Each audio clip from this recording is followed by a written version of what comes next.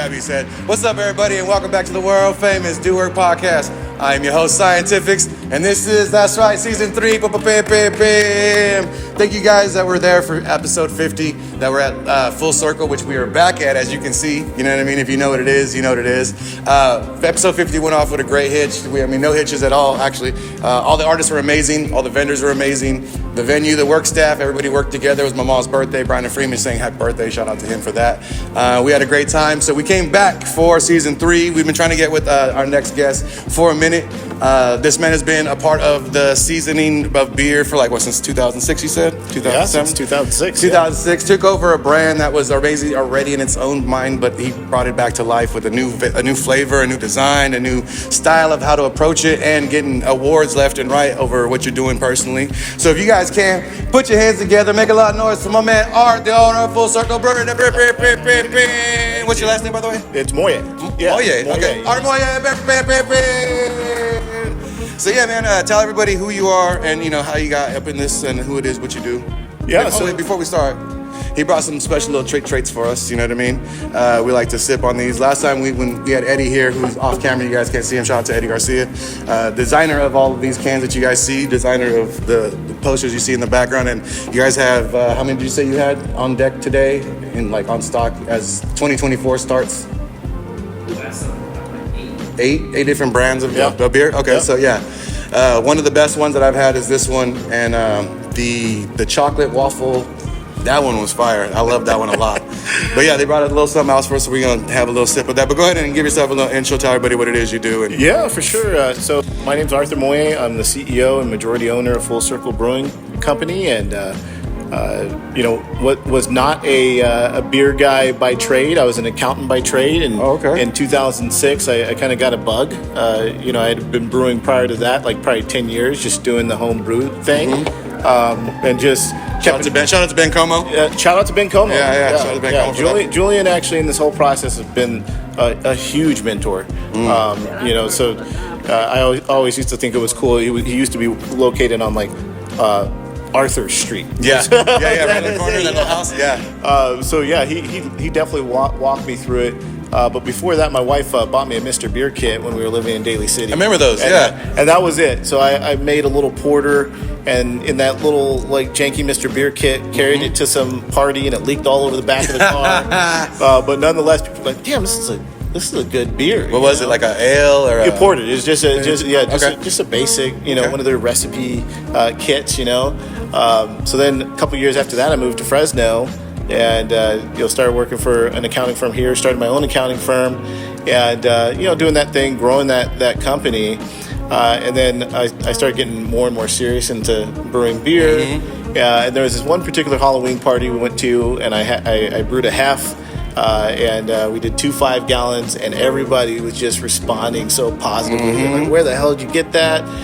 And in my direct network, no one was brewers. So usually I was given the bad news. You owe taxes, or your financial statements are screwed up.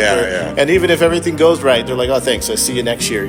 There just wasn't that consumer love. Hitting that during that Halloween party was like, man, this is something I want to do. And I had it in a bucket list, right? One day when I retire from accounting, I can go into beer, my thing, and that was part of it.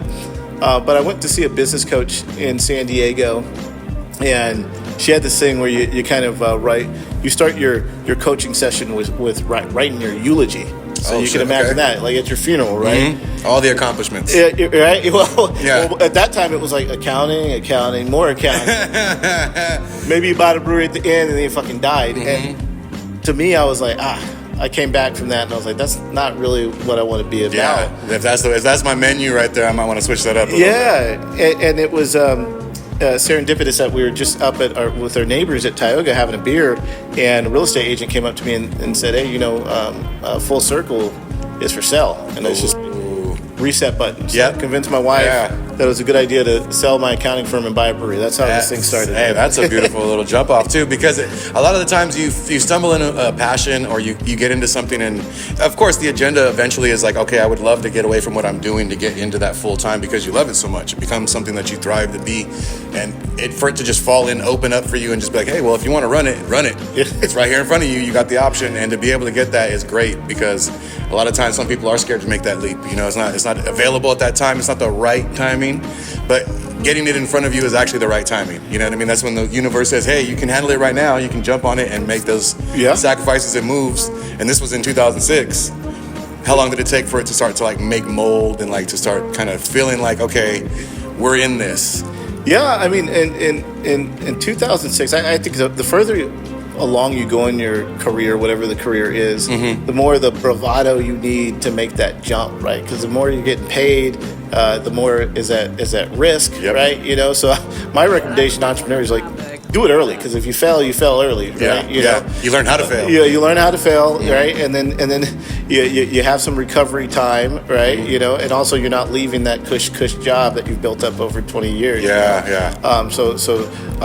You know, bravado and sure will, you know, at that point is kind of what kicked it off.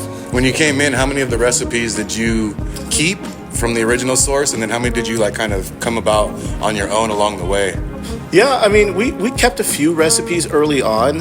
You know, we kept clusterfugle for a long time, and we want to actually bring that back at some point. But it was pretty clear early on that the palates had like moved on. You know. Yeah, the micro world. They're wanting something new. We saw the hazy trend. You know, the sour trend. The sour trend. So I think that is something that we do quite differently. You know, we're brewing to the market. You know, and so.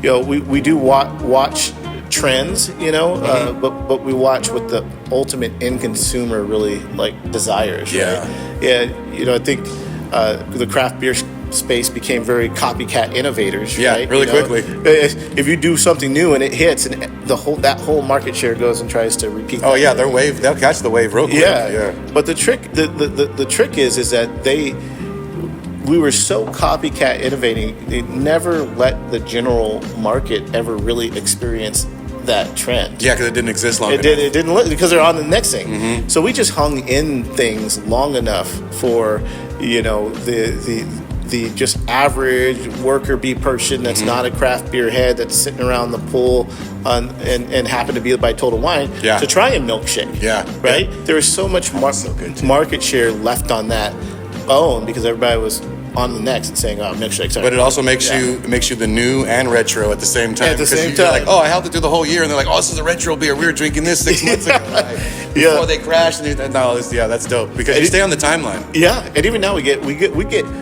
hate for like, where is all these illas? Because we had such a passionate following for the milkshake beers, but it's our kind of methodology has like evolved over time for sure. And it also is good too because you guys have this seasonal trend like break that you guys will go into something right when it's time for it to be there, and know that you'll have a summer of or the springtime of. Yeah, absolutely. The hard part is tuning all the pieces of the company together to get behind like one particular, you know, beer. Yeah. You know, we've had a whole bunch of misfires where like marketing was way ahead and production was behind and vice versa.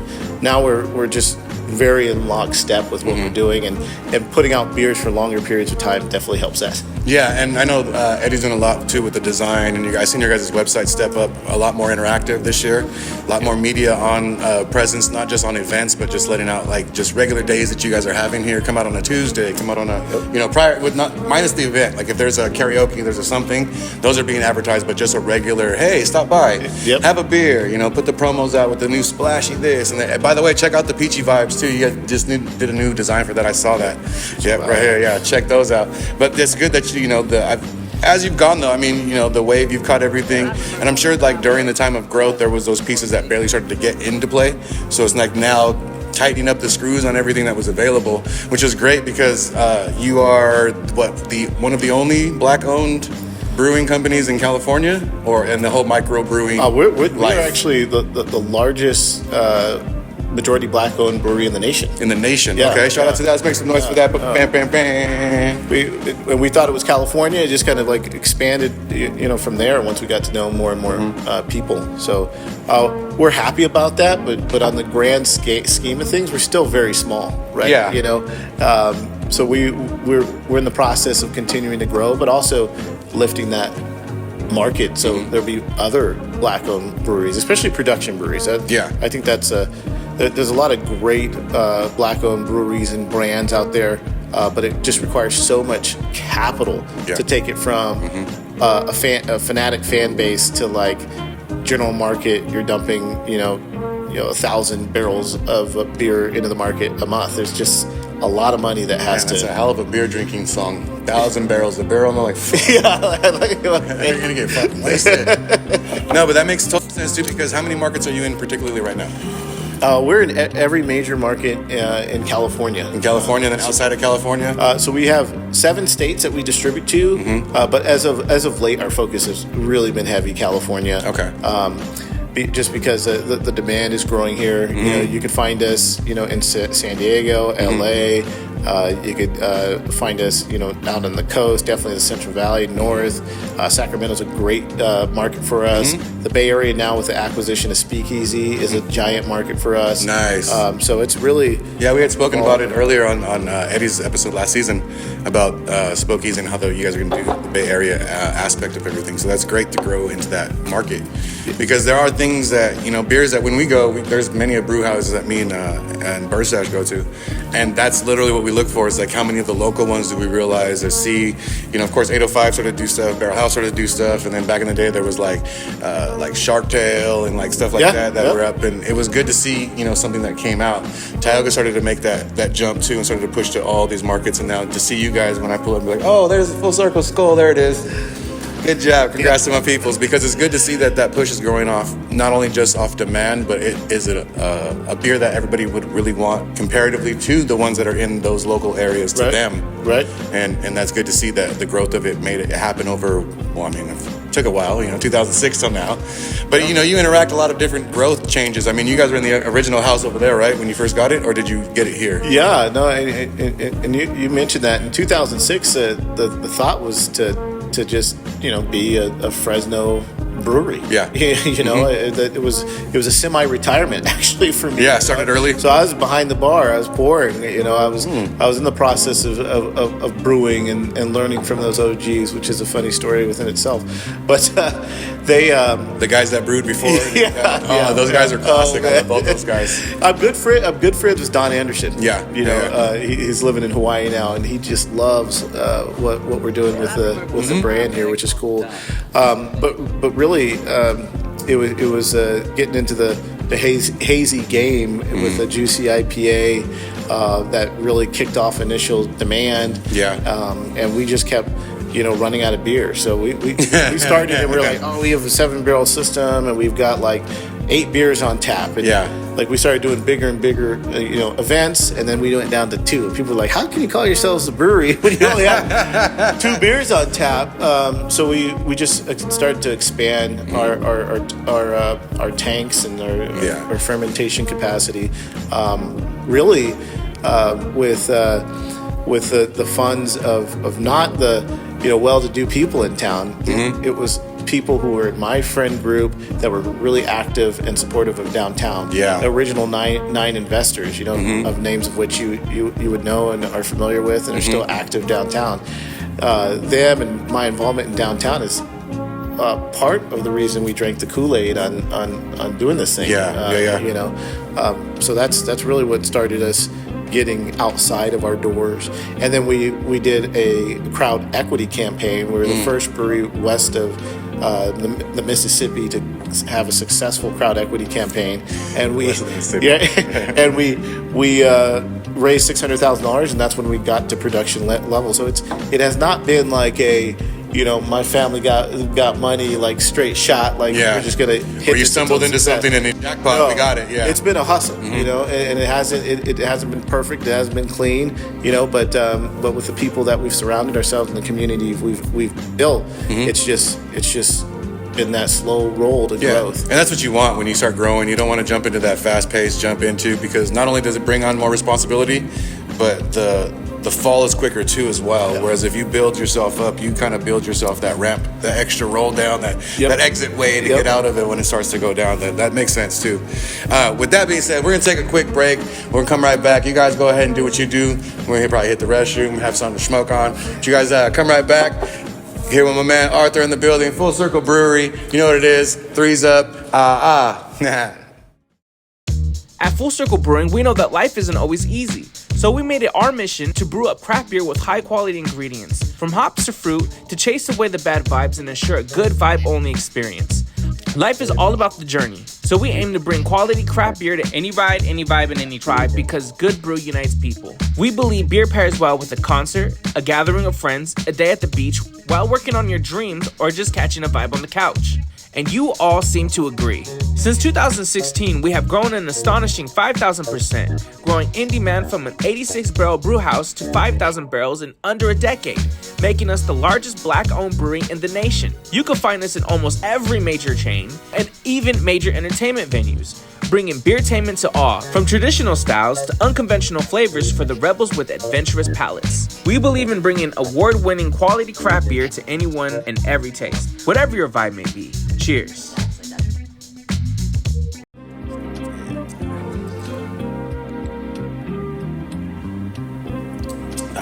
With that being said, what's up, everybody, and welcome back to the World Famous DoWork Podcast. I'm your host, Scientifixxx, back with my man Arthur talking some more stuff. We did some facts checking right off camera right when we went to break. It's 2016. Yep. Not 2006. 2016 when Full Circle was acquired. But on that, with the 2006, that's when I started getting into brewing and getting in with like the Fresno Warthogs that we were talking about off camera. Started out with like a lager that I turned into an ale, and then it was a 6.2 at first, called it a 6 Deuce. Yeah. And then it moved up to 8.5, so I started calling it Moose Knuckle. Got a cool little design of like a moose with like the foot out like that. You know what I mean? But we did that for a while and it was good. But yeah, 2016, by that point, like the microbrewing scene had already started to develop in that sense of, because that was like the beginning, like we were talking about the meads and like the sours and everything. 2006 to like 12, that was like that frame. Then like you started getting into like you were saying the Illas and stuff like that around the time. I mean, that was probably post, but that's when like the micro started to come into play. And so yeah, so 16 is a fact check, 16. But also, and so that was a lot closer to also the pandemic when everything started to shut down. And I know for a lot of the brewing houses, we talked to 411, they actually had a fire at their brewing house right before the pandemic even happened. So they just got their building, lost their fucking brewing house, and then all of a sudden they're like, oh, pandemic hit, so shut down and figure this one out. Yep. So I know when we were with Eddie, we talked about how you guys handle it, but like for you from the owner standpoint, like as soon as it hit, your immediate idea was like, okay, shit, how do we do this? Is it online? Is it, it's curbside? Is it what? So how was it going through that in the first couple of hours of going, okay, shit, my brand's under fucking attack? Because that's really what it was, you know what I mean? No, because there was no outlet. They didn't say what to do. They just said shut it down. No, it was a scary time. In fact, we were like everybody else in denial that it was going to be this long thing. No one knew, right?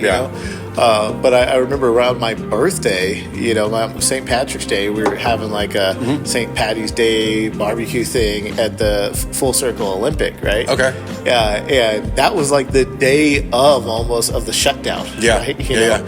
And we're like, well, we flipped that event and the structure of that event on that day. We're like, okay, to go. Yeah. So before the whole to-go concept, we're like, we're just going to do the curbside barbecue play before it was even curbside, and we started going down that route. But it was like a ghost town in Tower, right? Everybody was home, and I was like, well, this is weird. Everybody shut down, right? Yeah. So I was like, okay, maybe we'll be okay. So I get a call, right, from Fresno PD, and they're like, hey, that's not a good way to start. So we heard. We heard you guys were having an event at your downtown location. I'm like, well, we're not having an event at the downtown location. No. I was like, we might be doing something at the Tower. And he said, well, the district attorney asked me to call you guys. Specifically. Yeah. It was like, okay, well, we'll let them know that you're not having an event downtown. Yeah. Right? So, yeah. But that was like the clear message, like, this is it. Yeah, no, this is real. This is it. We got to shut down. So we said, everybody grounded, go inside. Right?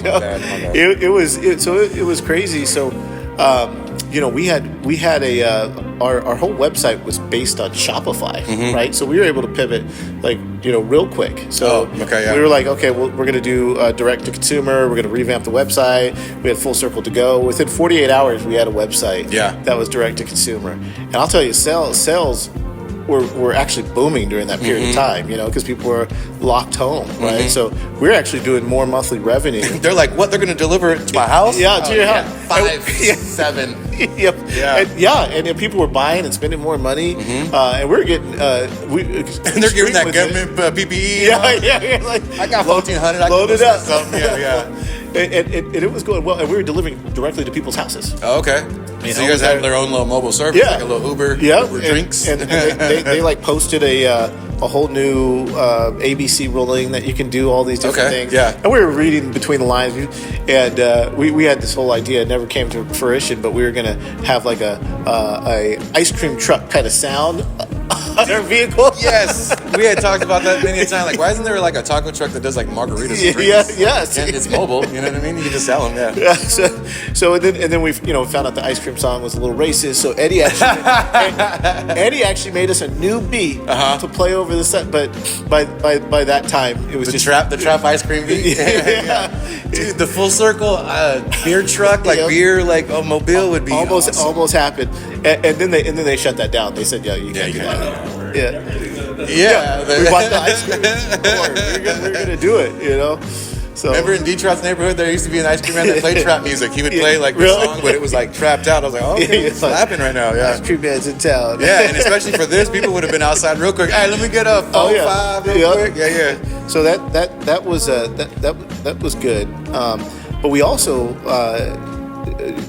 just by luck or divine or whatever, just had purchased a new canning line just before the pandemic. Like, you couldn't get a canning line to save your life, because everybody needed to package. So all these mobile canning line folks were like super impacted, and all that went to the big boys, right? So that was a bullet dodge. So we thought we dodged that bullet, but then all of a sudden all the big boys are taking all the cans. Yeah. So we couldn't get like aluminum cans, right? So we, with our supplier, barely made the cutoff because they were cutting off all the little guys, right? They came down, we partied, we drank, we were like, oh yeah, we're gonna survive. We have cans, right? And we were excited. Not soon enough did they get back to LA that they said, no, actually you're cut. So we had no cans. So we had to buy cans in a really fucked up way. Frankly, is like some of the big craft brewery suppliers. We're manipulating the market, bought all those cans off the market. So then we had to buy it from them for 30% more. Yep. Like a sneakerhead. Yeah. They did sneakerhead fucking numbers. They went, oh, you want to buy all these Yeezys? Yeah, we got them. I'll give them to you for $5,000 each. Yeah, like, damn you. Exactly. So we were, margins took a little bit of a hit, but because most of our sales were direct to consumer, it kind of, offset. So you're able to manage that with shipping and other little costs that were not really extras, but would actually benefit that out and balance it a little bit. Yeah, and unfortunately, out of all that, we had to, we had done all this great renovation in the Full Circle Olympic space. I mean, we brought it back to life, and but we no outdoor area. We had to consolidate, so we lost that space. We actually left good ass shit in that space. It was a good ass space. I remember that. As part of the walk away fee. But luckily, for us, like you guys keep the upgrades. Go ahead, keep the upgrades. Yeah. The timing was perfect. because you would have been stuck with the property tax and everything of that while it was shut down. Right? Everything. Well, we were on lease, so we would have been stuck with that long-term lease. So, we couldn't. It wouldn't make sense for us to service that lease, so we figured out ways to walk away early. And that's those little things too. It's like the survival enough of just being able to kick it through. Yep. And like it did last a lot longer than everybody expected. But when did you guys start seeing more of like okay, we got a little bit of regularity about to start appearing, or we can open up for a small amount of time? Because they did do in 21, like, okay, yeah, you guys do 2 weeks and then you got to shut it back down. And I will give you a month, but, there are only so many people. And, okay, you got an outside area? Okay, cool. Now you can have so many more people. And then shut that back down and be like, never mind. How long did it take for you guys to start feeling like, okay, you know what? It was tough, yeah. There's some of those nerves even today about opening up like multiple locations, right? We just always were trying to be on top of like the latest regulations, right? So we started this 620 club, invite only, sit at your table, fine dining and beer with entertainment. Okay. But even before that, trying to keep the spirit of Full Circle alive and the entertainment in the local scene, we were doing, social and social media lives. Comedy and music, and it was like it became like a little bit of a showcase. Of a showcase. Yeah. And it was great, So but I guess it was just up a little bit with a 620 and then shut down, and then up a little bit 620 and then you're open. So it was pretty confusing time. Well, I mean, at least you had, like, during that time frame, I know there was a lot of artists that I spoke to about it, and they were like, yeah, some of them did live shows online. Some of them were like, I couldn't get the feedback. I didn't really do that. Yeah. That at least let the audience aware of you. Yep. And that you were present. So that up and down, like we're talking about the waves, people get on the wave. Yeah. That was what it was for that particular wave of how to exist in 2020. Because once it opened back up, I was like, all right, we're done doing that. Zoom meetings are done. We're back into the meeting time or whatever. And you kind of get that sense of, and when it started to open too, I'm pretty sure there was like that PTSD kind of setting in. You're like, I don't know what I can do. Yep. I'm not grounded anymore, but can I watch TV? Can I go outside and play? Like, what can I do? Yeah. Because you never gave me the regulations. You just say, all right, you go ahead. You good. Right. When you guys started to get back into that, was it like a certain bit of hesitance to start even planning to do big things and say, okay, you know what? If they're open, let's just go big once we're open and then see what happens? Wait for them to come give you that little penalty? Like, hey, it's going to be $1,200 if you open today. Like, fuck, all right. Definitely, there's some hesitation for sure doing any kind of big events. Working with the lines to get beer and the sanitation of the hands and the inside outside deal. So it was a lot of tiptoeing. Just have one person that walks around checking everyone's mask. Hey, can you put your mask on, please? Yes, yeah. Actually, that was always an issue. We temperature check people at the door. Like some of the stuff you're having me think about, I forgot. Yeah, it's real. Because you moved past it. It was like, okay, I don't remember that. I was locked up. I don't remember what it was like. I don't think about it. But that's really what it was. Like, it was like going somewhere, having the fever check, to everybody, make sure your mask was on, being asked to leave if you didn't have a mask, or providing masks, always having hand sanitizer on deck at every corner, making sure everybody's washing their hands, like that type of thing became, having the notches in the floor all the way out the door. I'm sure you had the 6 footers, you know what I mean? We did, yeah. You couldn't go to the grocery store without those on the floor. You couldn't go anywhere without them. So it was like everybody started to open up, but there's regulations now, and it was like, okay, cool. But for this, it's like people come here just to get away and have a good time. Yeah. So now it was more like getting those pieces of entertainment at home. So providing that stuff was for that wave, and it worked. Yeah. And when it opened back up, I can understand why the numbers dropped, because everybody's like, fuck that, I'd rather just go there and watch it right there on the stage, or watch it back outside. And you're like, well, I wish I could, but the way the government's set up and the way the city of Fresno's set up, but those regulations opened up and it was good. So when it opened, how long did it take you guys to start feeling like, okay, we're gonna be okay? Like, you were on the door on Titanic. Just like, all right. Yeah, and then you got there and you're just like, okay, we made it. Yeah. When was that? Like, what was the time frame of like, okay, we went through 20 and 21. Was it 22-ish? Probably spring of 2022. Yeah. Is probably where it felt like a little less restrictive. I think, that's about the time. Yeah. And you felt like, okay, now we're gonna go, but I still, still has changed our plans, like the Olympic was one of several that we wanted to open up, so it is still hard to sign on that dotted line, because you're always like, it's a commitment, It is, and a lot of people got cotton leases that they can't afford, and if you multiply that by 5, it's not, not good. So one day we would like to have multiple entertainment venues. Yeah. But I mean, being an accountant, you have a better insight of where the numbers work best, right? How you're going to be over a long period of time, and be able to understand like these numbers could fluctuate, and where's the safe zone, where's our red, where's our black, and a lot of people don't come in with that information. Right. They jump in with the love and the passion, and they're able to go, oh, I want to do it. We got enough people, we know how to. But when it comes down to the business side, there's numbers, there's things that you have to long game and really plan for. Next year, we're going to be able to, because the numbers are going to be able to reach that. Not just be like, we got this much, we can do with this much. Right. Okay, so what happens when your overhead gets larger? What happens when the demand gets larger? How do you keep up with or when the demand slips? Or exactly. And now you're stuck with all kinds of products. It's Fresno. People get excited about a spot, they move on, and that's not just Fresno; it's natural. Yeah. But it does seem like in Fresno, like things are hyped. Have you ever had an issue with dropping something and people not really like responding to it at all, or it just kind of sitting there? Yeah, for sure. I like them all. I'm just saying, you know what I mean? That happens. You know what I mean? You're excited about something, and you're just like, oh yeah. I really thought Ambrosia Illa was a good idea. But I was overruled. It was a bad idea. I mean, just the sentence in itself. I could have been like, not on the team, but I'd just be like, I'm gonna go no with that one. Marshmallow and this doesn't. Mayonnaise and marshmallow just don't really sound those set out there for a while, so we had to pick some of those up. What did you do with them when they were not received? You're just like, all right, free party guys, come by, have some free fucking ambrosia into the grave.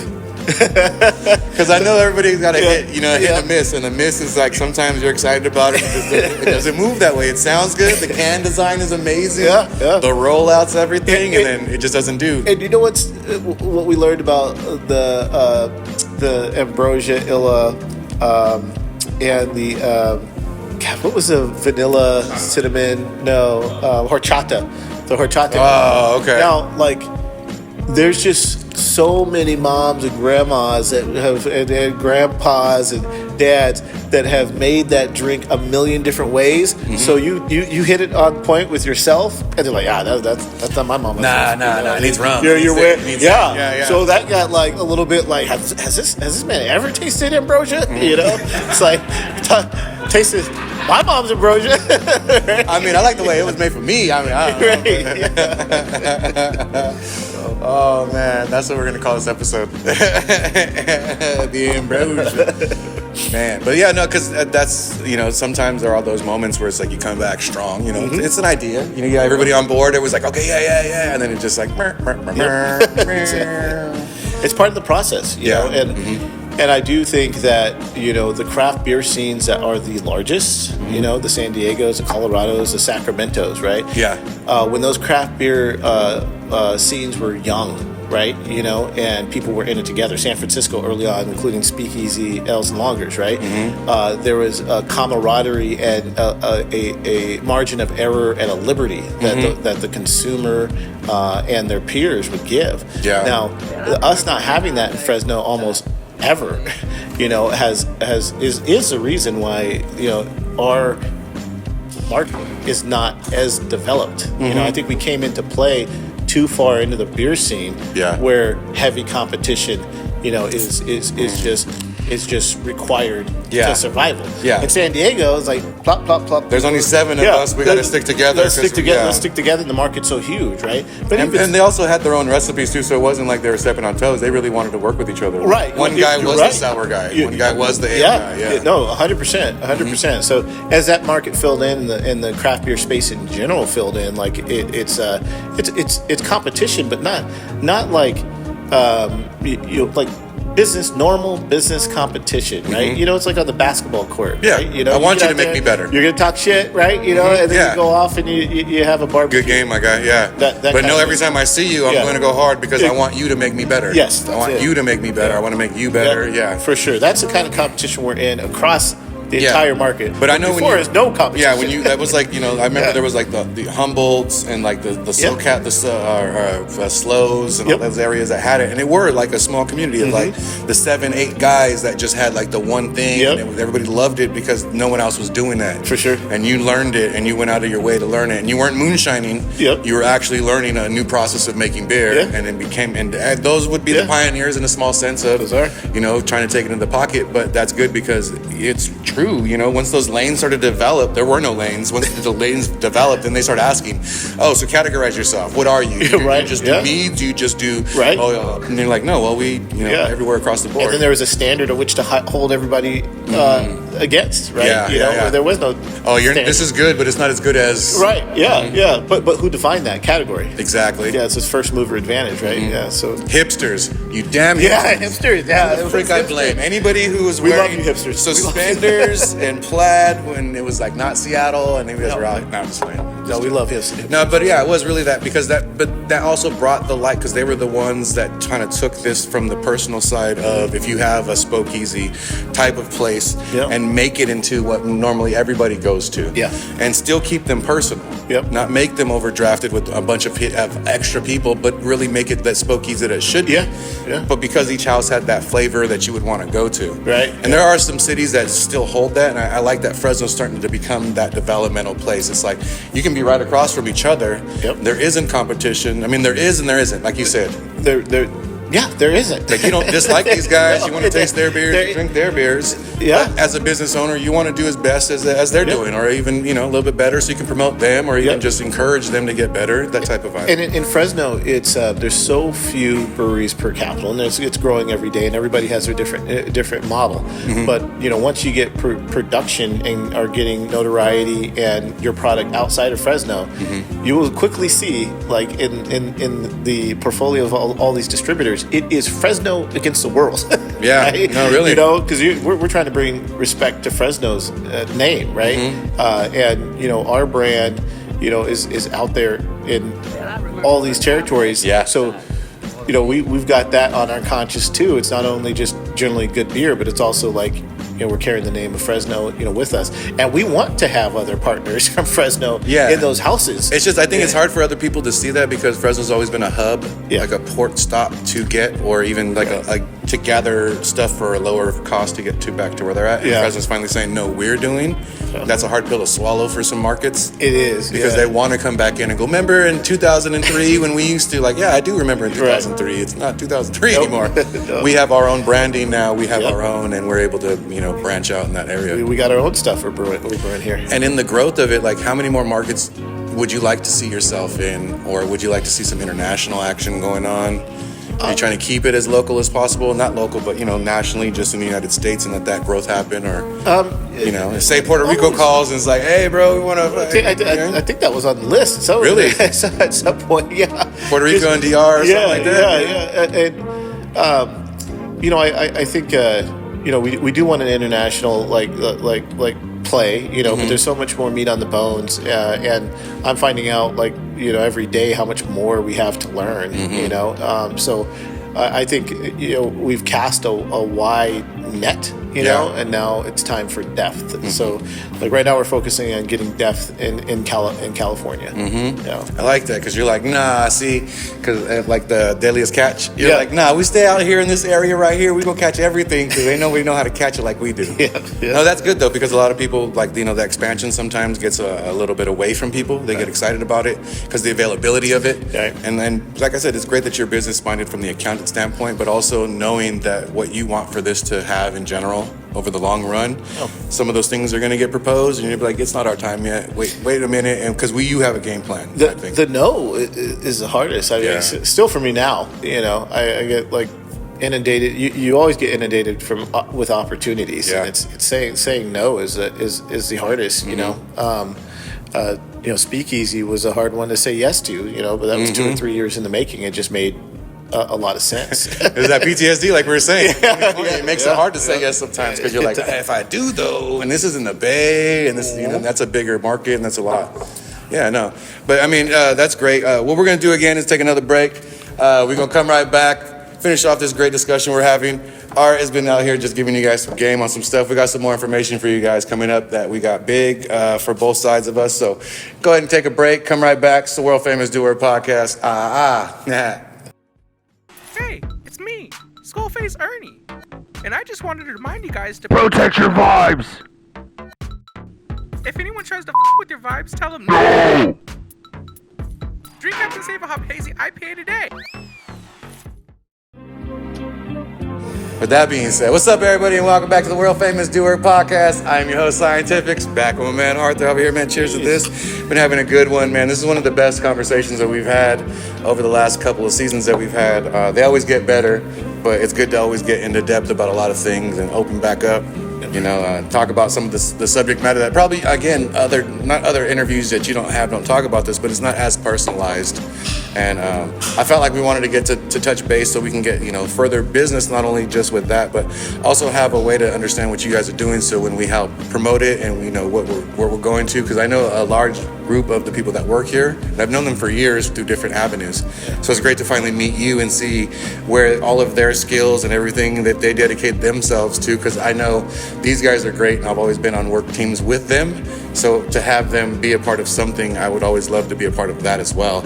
So when we did his interview, we brought it up. When we did Chris's interview, we brought it up. So having you on board is great to have you, here today, because we can say in the future, 2024, if anything you guys got going on, and I've told him, just let us know. Absolutely. So we can promote it on the show, because it'd be great to. Yeah, no, absolutely. But also, if you guys have anything that you guys want to expand in, and like we're talking off camera, anything that we can do for you guys behind the scenes, and just let us know. Yeah. I know absolutely. You know a guy. We all know a guy. Sometimes that guy's us. So but definitely get together and for do sure. something for the future, because I do like to back the brands behind the people that I know are really doing work. And this guy and Chris and all them, I've known them for years to push behind whatever brand they're behind. Absolutely. So I know this is going to be great. Heck yeah. As it already has been, but I already know it's going to go. So just wanted to give you your flowers. I call it watering my people, giving them their flowers. So, props to you for picking up something that we already were aboard on in Fresno. Yeah. And a lot of people already loved. To keep it alive, then revamp it. And then he gave us the story of the skull and what it means. And for you to come in and be, one of the people that pushes the brand again and pushing the idea behind, being one of the majority black owners and one of the biggest ones in the nation. Yep. That's kind of huge coming into what we're going to do next month, which is Black History Month. Yep. And being able to promote that behind it. I know you guys had mentioned there was another brand that we should get with. We were talking about the beer one outside. Yeah. T.O.? T.O., yeah. T.O., from Crown and Hops. You got Mario from Hella Coastal. You got the Oak Park dudes, Raj. So there's some peeps around. Shout out to all you guys. Hopefully we get the chance to talk to you guys in the future. Yeah. No, just a great crew. Man. So for sure. And our brand and our business is completely contingent on the people that we've brought together. Mm-hmm. And we like to and I feel like that's one of my skill sets is identify people's biggest skill set, mm-hmm. right? And just water and nurture that, and just provide the space for people to just be who they are. Yeah. And just connect that with the business. So without them, we're nothing. So we love our staff and true and the whole group and all the folks in the community who support Full Circle. Man, we're a product of them. Yeah, totally. So, and do you guys have anything planned for February coming up? Events that'll help highlight something that's going on, or maybe a speaker, maybe a certain artist that comes through in February? We do. We are working on. We have our annual barbecue event. Okay. We're working on getting some local acts as well as some national acts together during that day, and making a whole day of it. And not just the barbecue event, but also, we're even thinking breakdancing and just bringing something together. 5 elements. Yeah, just having all the elements together and having a whole deal. And then we are going to invite all the black-owned breweries that I just mentioned to try and come here and party. They did one year, and it was amazing. Oh, okay. It was amazing. Yeah. You had mentioned you wanted to get some hard liquor in here somehow. One day would be nice. It would be nice to get that in there. Like a mead, a Hennessy, like a Medici or something like B to C. Yeah, get some high ABV stuff in here for sure. So that's our big event locally, and then nationally or California wide, we have all kinds of events. Okay. We're doing a rollout in like Palm Springs, and we're doing a lot of the stuff in the San Francisco area, including the East Bay and San Francisco proper. East Bay was his home. Yep, so and with Captain Sablehop it fits, Yeah. So, but yeah, we've got some cool stuff planned. How's that feel going back to the Bay? It's like, back to home base a little bit. And coming back as a business owner. Yeah. Touching with, you said Spokeasy, right, that you have over there? Speakeasy, yeah. Speakeasy, okay. So what is that, like a smaller brewing house? It's kind of got the nostalgic feel, or is it more like this building right here? No, so Speakeasy L's and Lonkers actually is the second longest running brand in San Francisco. Okay. And it's what we're doing is essentially keeping the brand alive. Look at you, man. That's the second time you're gonna do that. You did this one, and that's kind of the vibe. Yeah. And how does that feel to be one of the people? Like, you came from there. Coming here is different because you moved here, found something, then picked it up and was like, I like this, and everybody's like, yo, fuck it, thank you for doing that. Yeah. But this is home. Like, home's like, that's what the classic jump off is. You know what I mean? That'd be like if you were able to move and buy this particular spot. You know what I mean? Like, yeah, no, it's great. It's great, and it's nice to use what we've learned here to do it again, just like amplified. Yeah. Don't be modest. How's it feel? It feels good to the motherfucker, right? It feels good. Yeah. It feels does. good. I have to be reminded, a lot of times that it should feel good, right? Because it should. You went home and it's such a grind, every day, and there's so much stuff that you're dealing with. Where in your accounting world did you ever think I'm going to go back home and buy a landmark? Yeah, not only just a pub, but a landmark pub. And keep it alive for more generations of something. That wasn't in the cards.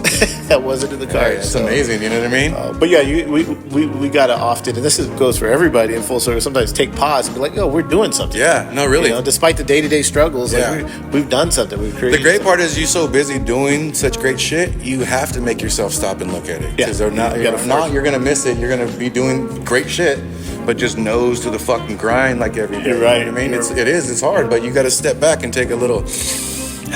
Look at us. We kind of a big deal. I don't know if you know this, but that's 100% right. You got it. Because that is amazing, bro. Like, to be able to just have one, and you're saying it was kind of like back to trying to get that lease in. But then you say it's one of the longest running, second longest, yeah. And not the story is so similar. This is why you can't say no, right? Mm-hmm. Actually, the original founder of Speakeasy, right? We're talking like 2000s now, the same time that Full Circle was originally founded, right? Okay.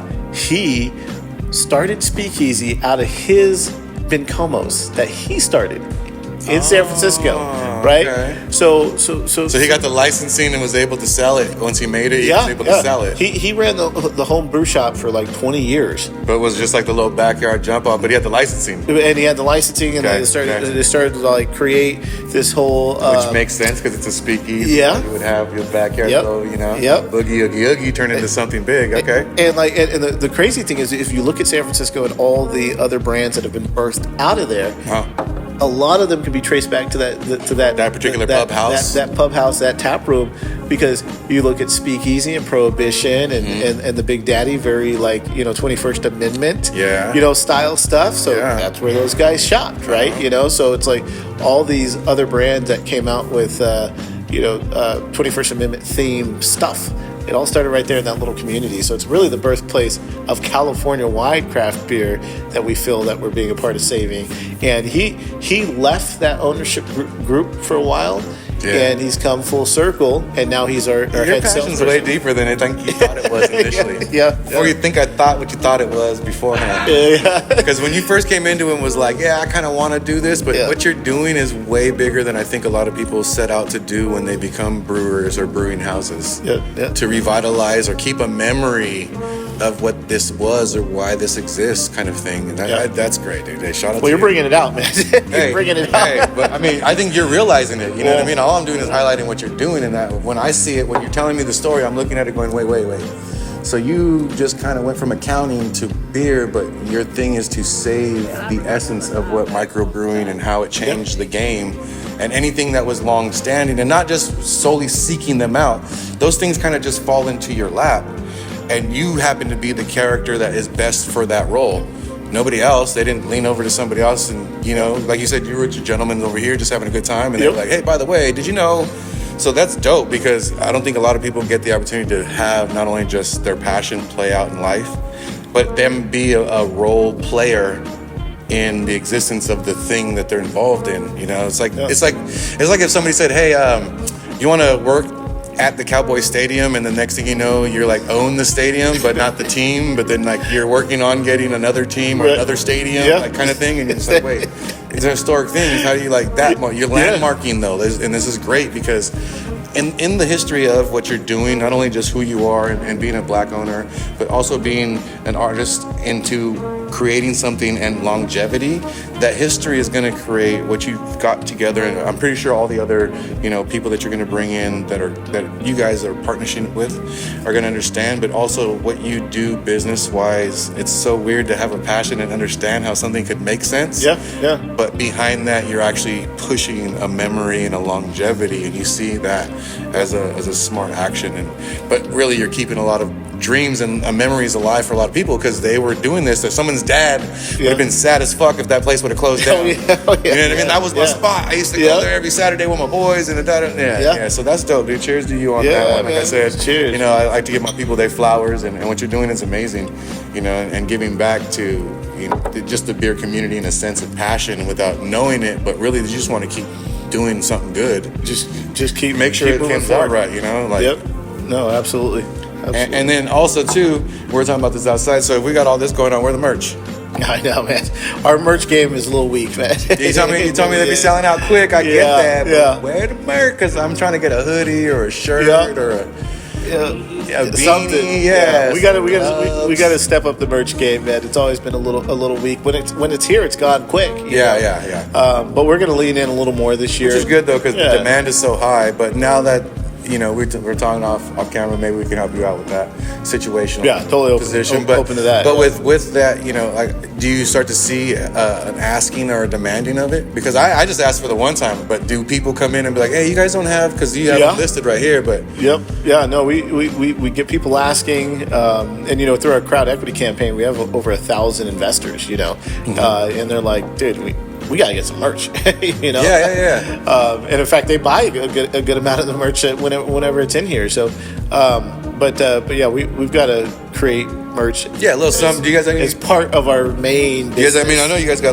those, but do you have like koozies or anything you guys pass out, or like stickers, keychains, stuff like that for the merchandise? For media. We've had little bits, swag bags and stuff like that. Yeah. It just needs to be more consistent. More often? Well, I mean, again, this is the first year everything is that way. 24 kind of has okay, everything's on the table now. Whatever we missed, pick it up. I know some people have moved up in position to help make that thing happen more often now, so that makes more sense too. Yeah, no, absolutely. And it's important, People are out there repping the brand. And they want to. You might as well give it to them. If it's their favorite brewing house, I would see why they would. You know what I mean? Like those back classic hats or jackets that you see from the Seattle brewing houses. And you got the original Mad Duck, something, or you got the original. That's a good thing, and especially with what this is, you branded it up to a new thing where that can consistently just be everywhere, and just the simple shirt, like you're saying, Eddie does all these designs, and then it's just like, and then we'll just put the skull on the front. Every time it gets back to just the skull, right? But for quicker turnout, you know what I mean? Be able to create something that's great, and then you guys, have it like that, where people will start tagging and doing more on the social media. For this year would be amazing, because I know I want one. We want to do that. If I'm one of one, I'm pretty sure everybody else around me is going to probably want one.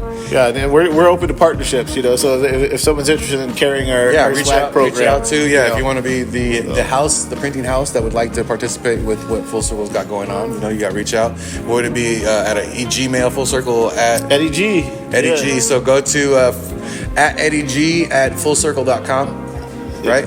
That would be it. Eddie G at Eddie G at Eddie G, right? Your email? Eddie Garcia or Eddie G?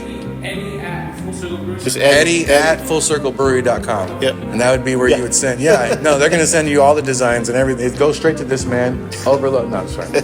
No, but that's great too. And so in February, do you guys got stuff coming up?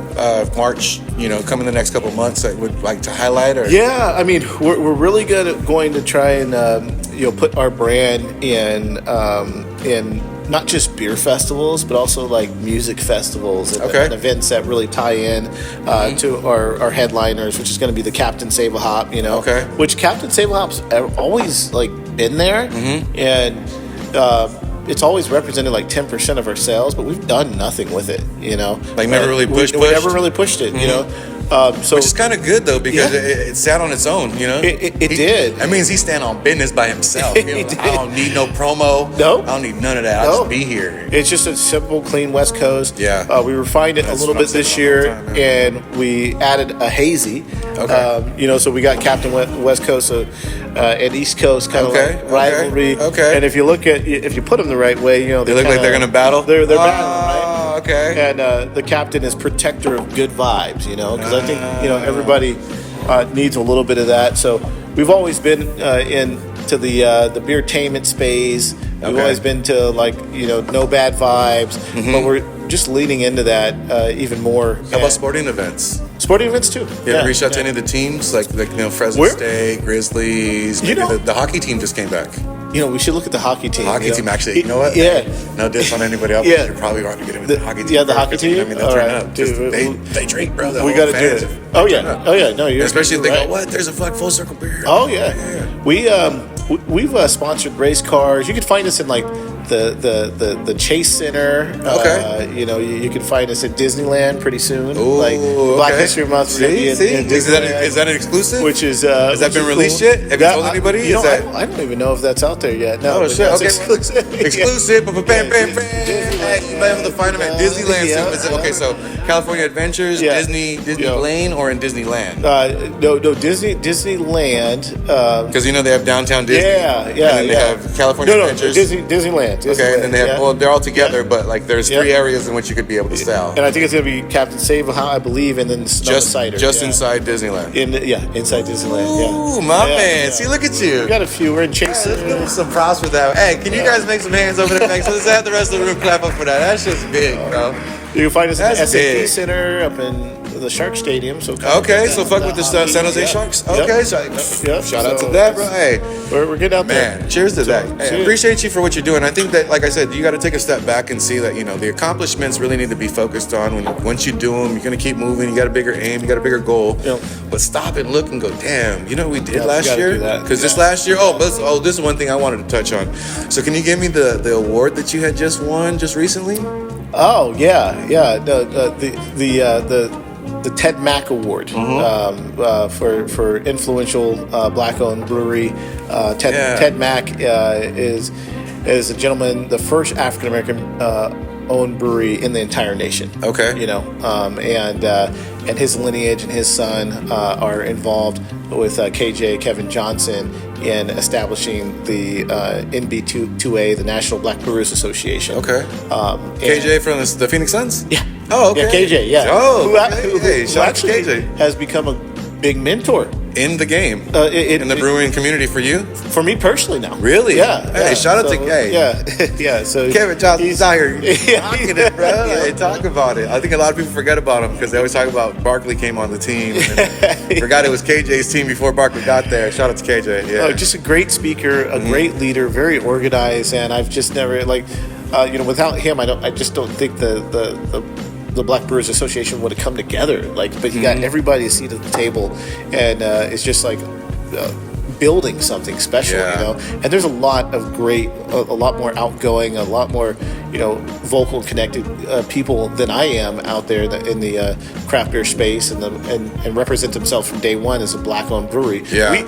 We just started saying that about, around George Floyd time, that's when we started saying, okay, we got to say something. Because to recognize what you're doing. Right. The power behind it, yeah. Right. But they awarded us with the Ted Mack Award and just honored, and it really lit a fire. Yeah. And I'm sure KJ thought that was going to be the case, and it happened. Yeah. No. Exactly. Yeah. Well, hey, dude. Shouts out to you for that, dude. That's huge because I can see why you guys now are trying to gather more people along with that. Because if you have, that initiative, that torch being passed to you, saying, "Hey, you got the vision, you got it, you see it." Yep.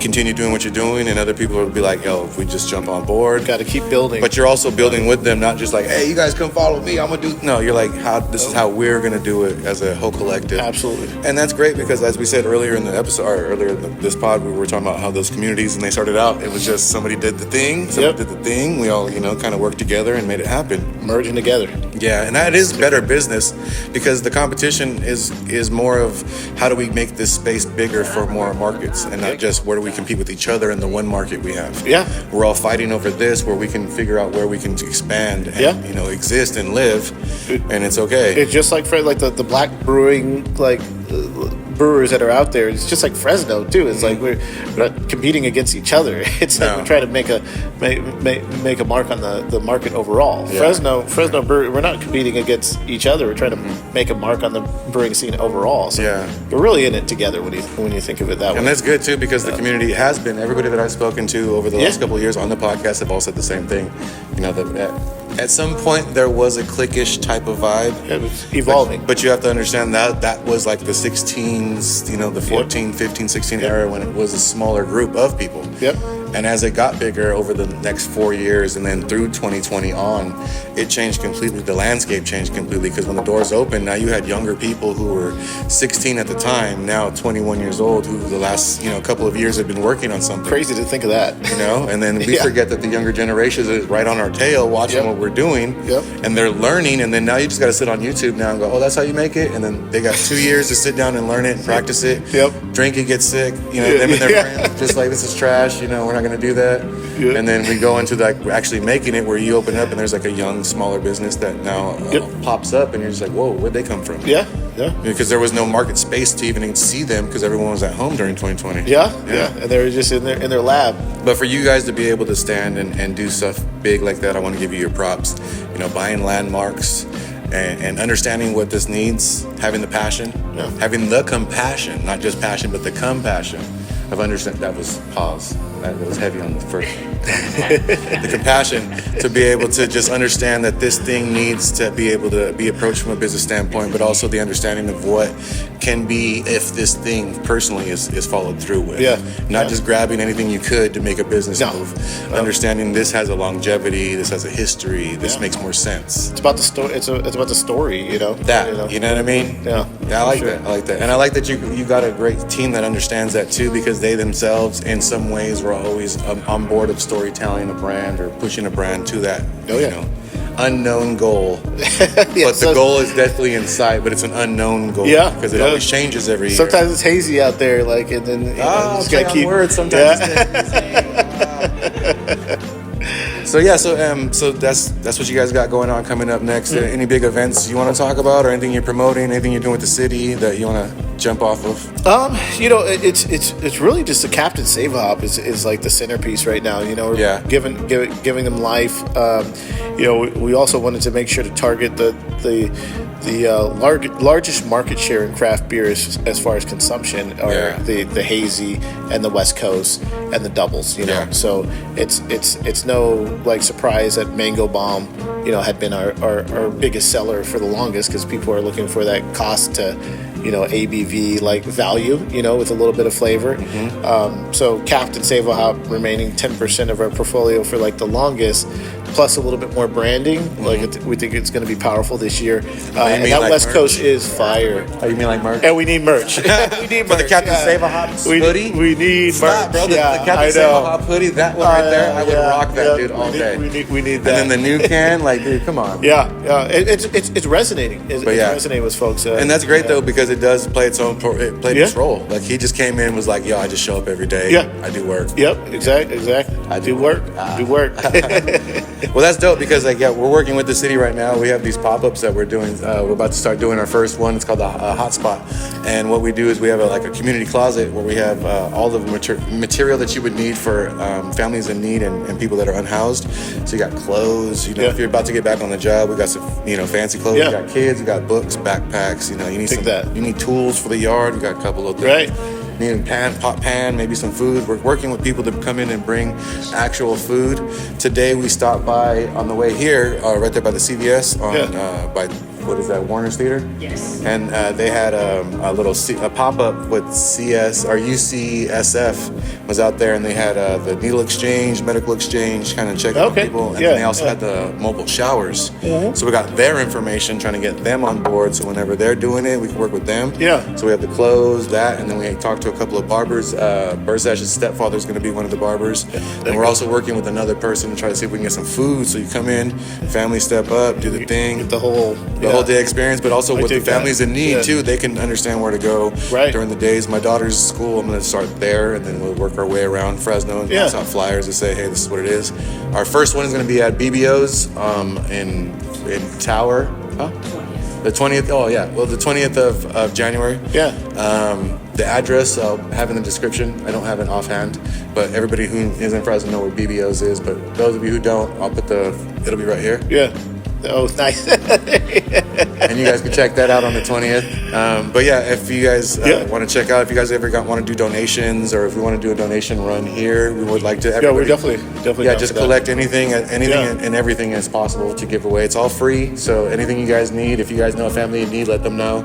If you know someone who's unhoused, who may want to get into, cleaning for the day, get a little spa treatment, get a haircut, get something to eat, and then run away with some new socks and some new underwear, because that's maybe the one too everybody needs. You need it. Come by the hot spots. We'll have them posted up everywhere. So if you guys want, we'll put the flyers here too. Yeah, absolutely. And then if we want to collect, maybe if we can do maybe here be a drop-off spot for some collections as well. That'd be great. So any of the information we got, we'll let you guys know. Anything you'd like to leave everybody off with before we walk up out of here? Well, just appreciate the time and thank you, giving us the audience and guiding some of this pandemic stuff that got a little buried. It's like just seeing what we've overcome. But love what you do, man. And I appreciate it. It sounds like we're trailblazers in our own right with Full Circle Brewing, and I'm getting to know you, and you're a trailblazer in the music scene, and inspired and trained the people that we employ right now. So appreciate it. Without you, maybe no Full Circle, right? So we appreciate you, man. Wow, that's a heavy one. I like it. I appreciate it though, because we all give back in our way to help build a team. Without knowing what you're giving back, you don't know who you're going to create to be a great piece in the city. And with that, I did my job by giving people that know what to do and how to harness their talents and do something that could be creative for somebody else. Okay. So in that sense, then yes. In that sense, yes, I will. I don't know if I would say I would take the credit for the circle, but helping everybody understand their full potential in order so they could be valuable, then totally, because that was the agenda all around, and it still is to this day. Like right now, bringing you guys on and bringing able to the platform and touch on whatever we can highlight. Like we talked about, there's only two mediums. There's newspaper and there's radio. And how many times did they support, once they did the actual report, when did they come back and talk about it more? But this is a whole hour of, us going over a lot of stuff, and then people can go back to it. Plus, whatever you guys got coming up, I'm going to always be promoting on my social media pages too. So. We appreciate it. And we'll work for something too. What were we saying? People that don't know how to follow handles. Instagram, Facebook. Oh, yeah. So if you guys want to check them out, your personal handles that you might want to put everybody on. Yeah, no, dude. So they can know where to find you, and then social media. Eddie, what is my personal handle? Well, the Full Circle. His personal handle is Eddie at. I think mine's just Art Moye. The social media, just on IG. Like an IG. Whatever handles you want to share. Just IG or something like that. It's just Art Moye. Mine's just Art Moye, but it's Full Circle Brewing. Spell that for everybody so they know how to spell that. So, spell it for everybody so they know. With an ING. ART. Art Moye. ARTMOYE. MOYE. Is my personal. They would have been Mamua, like Jason Mamua. They wouldn't have been able to find it because you don't know how to spell it. You know what I mean? There would have been an extra Y there, an extra H. Like what the fuck? Why is there a silent G? Why is there a silent G? There's a P at the beginning. It's Pfeiffer. So okay, cool. And then and Full Circle Brewery is just Full Circle Brewing with an ING or Full Circle Brewing District. Is that the other one? Brewery District. Full Circle Brewery District. Yeah, for highlights, both of them show the highlights of the events. Just do the links like this. Yeah, we'll do the links right here. Boom. So check them both out right there. Perfect. And then what we'll do is you guys can check those out, but they have different, they both have the same kind of like highlights of everything, but one is more of like shows and events and things like that. The other one highlights what the house is actually doing and producing, and new media that they have coming out. So check those both out. If you get the opportunity, stop by Art Hop, not only just Art Hop, but any other day you see Full Circle Brewery. Give them the address. Yeah, 712 Fulton Street, Fresno, California, right in the center of the brewery district. Right around the corner from shit that's popping. Yep. The stadium's right there, so and how often are you in the house? So if somebody were to come in and see you, you can. My family's here all the time, so if we have a big event, you'll probably see myself and my kids here. Well, if you see him, shake his hand, tell him what's up. If you watch the episode, let him know what's going on. Thank you so much for being here today. Yeah, it's been a great episode. All the information you guys got today, please follow up with it. All the links will be in the description. All the extra things that you guys need to know, I'll let you guys know through social media as well. Yeah. But for that, thank you guys for being here for the first episode of season 3, man. It's been great. Oh wait, yeah. Oh, we got. Can I get you some gifts here? Yeah. Full circle tacker there. Put this up. And we got an Andre Nicotina Tico shirt. Oh, so a little swag. Oh, Bit. Yeah, totally. Yeah. Normally, last season I was so on board with doing my guest stuff. My sponsor, we had, so we don't have anything for you, but I have some stuff for you that I'm going to do with the World Famous. We're got some merch for the World Famous that we're putting in the product. Yeah. As soon as I do, I'm going to come back and bring a bag for everybody that's been here. You guys have showed me so much love, so I appreciate you guys so much. Appreciate you. Hell yeah, this is dope. Oh, the killer whales. That's so dope. All right, man. Hey, dude, thank you guys so much. Thank you. Well, hey, this has been a great opener to the 3rd season. Not only just that, but any season that I've had, I didn't think we were going to get here. We got here. We've done some great things so far. I look forward to doing more great things with you and watching you guys do more great things. And I appreciate you and coming through. So, Art, with that being said, thank you guys so much. This has been the very first episode of season 3. Shout out to Eddie G right there behind camera, always giving us some insight and some introspective key points about corrections. Shout out to Birdstash Media behind me, my partner in the building. You know what it is. Scientifixxx, the World Famous DoWork Podcast. Thank you guys so much. See you guys next episode.